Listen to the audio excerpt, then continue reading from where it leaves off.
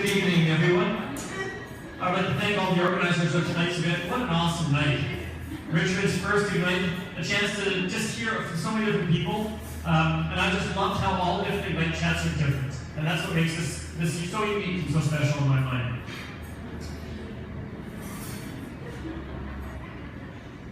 I have to start with this. I'm breaking the rules because I have 2 intro slides. And I really got my list on for it, and I am okay with that. I'm sure you've all taken a moment and taken a look at the program. And you see that I have strategically been placed between Sarah Garr and Shelley Moore. And this kind of represents it. Sarah Garr, it's unfortunate she can't be here tonight. I know she's listening online. She had an unfortunate bike accident. And she's outstanding, and she has such a great message for you. So she's the top half of the bun, and the grand finale with Shelley Moore is the bottom, and you see where I fit in. But it's okay, because what I'm about to say will hopefully change your perspective, and you won't be able to complain about this after the fact. So, here we go. A few years ago, I read a great book called The Complaint-Free World by Garth Bowen. I was inspired. And what do we as educators do when we're inspired? We find a group of students, use them as test subjects, and embark on a journey. I approached the teacher and asked if I could work with her grade 11 class. I lent her the book. She took time to go through and read it, and quickly she shared my excitement.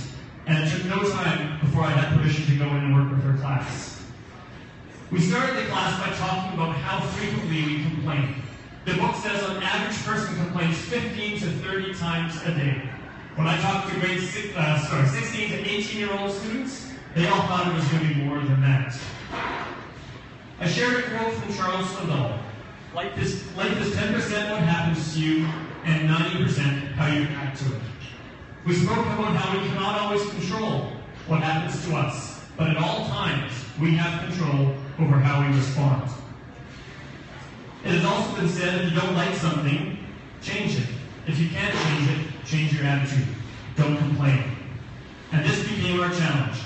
I handed out purple complaint-free bracelets to every student in the class. I invited them to join me in this challenge. Every time we caught ourselves complaining, gossiping, or criticizing, we had to move our bracelet from one wrist to the other. It takes 21 days to create a habit. So we embarked on a journey to go 21 consecutive days without complaining. This was a personal journey, not a race or a competition.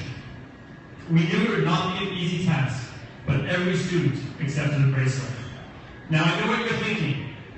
I have a spouse that I could buy this book for, or a friend, or a teacher across the hall.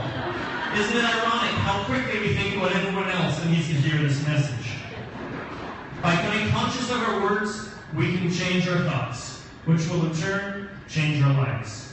The act of moving the bracelet from one arm to another was a physical reminder of the words that were coming out of our mouths. It really hit me one day on summer vacation in 30-degree weather, out with my family on a gorgeous lake, and I was water skiing across the lake. And when I finished the ski, the first words out of my mouth were some complaints about a few ripples during my ski and how it impacted my ski. And that was my tipping point. Doctors say nearly 2/3 of the time they spend treating patients with psychosomatic illnesses. There's an obvious connection between what the mind thinks and how the body responds. So here we are, 2 classes of students, the teacher and I, all wearing our purple bracelets. We created a common set of ground rules, built a sense of trust within the classroom, and ensured that we had a safe place to share expectations, share experiences, and grow together. We posted this sign on the classroom door. We agreed that if one person pointed out another person's complaint, that they both had to change the bracelet because they were complaining about the other person's complaining. Students researched and selected inspirational quotes, and we displayed them around the classroom to encourage each other. We also set up accountability networks where students had to check in with another student every single day to find some way to encourage them.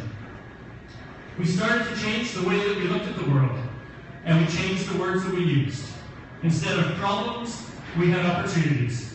Instead of setbacks, we had challenges. Instead of enemies, we tried friends. The students wanted to share their positive energy, so they selected one hallway as the high five hallway.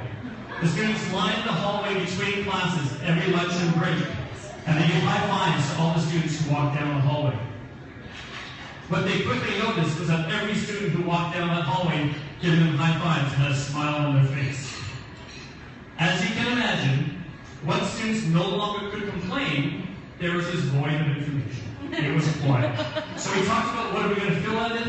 That's gratitude. So where are you now? In the midst of major curriculum change, massive changes in technology, increased expectations, changes in assessment, deficit budgets, hello Richmond, and everyone else, this is the story we live in now. And what I've learned is if I have the right attitude, and I can find great comfort in knowing who I am and how I want to be.